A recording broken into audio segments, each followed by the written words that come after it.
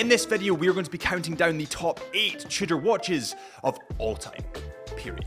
Welcome back to the Chisholm Hunter channel. My name is Harrison, as always. And before we start this video, I was digging through my stats the other day and realized that 82% of you haven't yet subscribed that watch these videos. If you could hit that subscribe button and help a fellow watch nerd out, I'd really appreciate it. Coming in at number 8, we have the Tudor Black Bay Divide Tour Ed Sheeran edition. Now, Ed Sheeran created this watch in 2019 for his team to say thank you for helping him when on his, you guessed it, Divide Tour. The front of the watch has a Divide logo on it, and the back of the watch has a special thank you from Ed on it.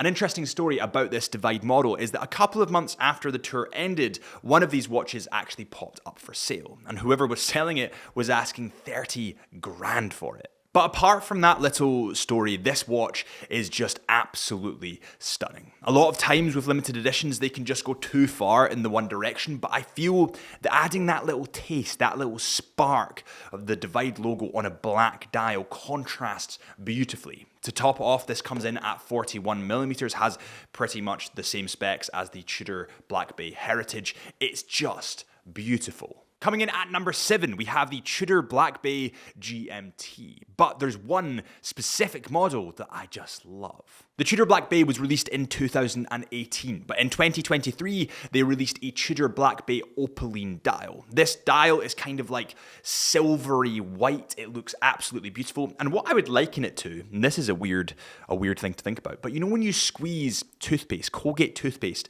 out of the tube, and it's that metallic-y, beautiful white silvery color? Kind of looks like that. What people love about Tudor is they'll do what Rolex can't. They have a lot more fun with their watches, and also they're just brilliant pieces of watchmaking. It comes in at 41mm, has a bi-directional rotating bezel in burgundy and blue, and it's an aluminium disc inlay, which looks unbelievable. And also, I do have a Tudor on at the moment, but the bezel clicks on a Tudor are just, I mean, that is, so sexy.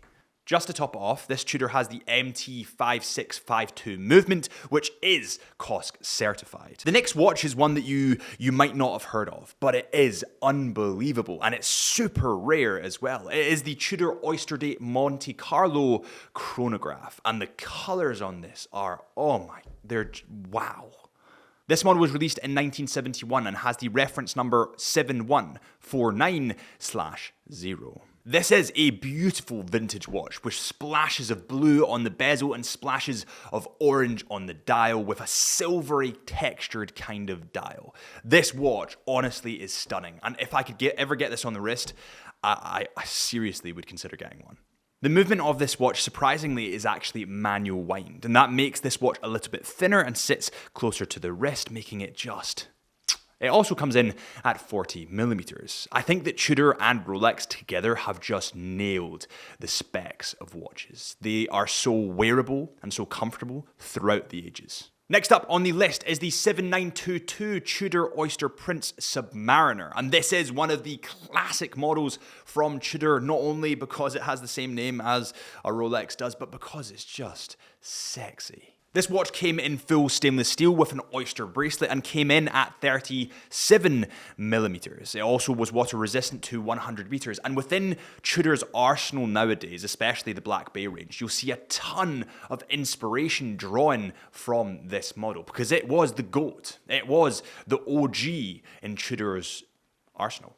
To top off, the Tudor Black Bay 54 that was released last year in 2023 took a ton of inspiration from that watch. For example, the Mercedes hands. For example, the bezel and the crown. They're all very similar to the OG GOAT Submariner. So we're not going to include the 54 in this list because this is very, very similar.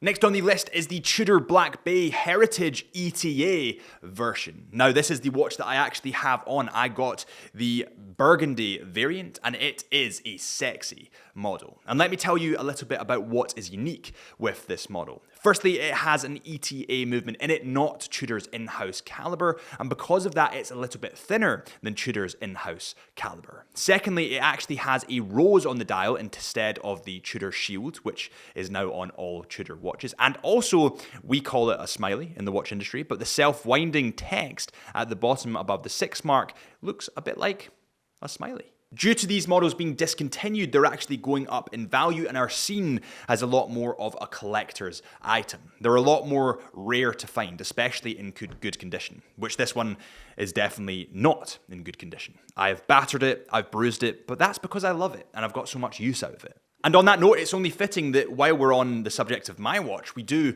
a wrist check. What is on your wrist today? Please let me know in the comments. I love seeing all the weird and wonderful watches you guys have on. I just explained the watch I have on, but I have to say, and this is going to come as a surprise for a lot of people, I have been wearing my Garmin a lot recently.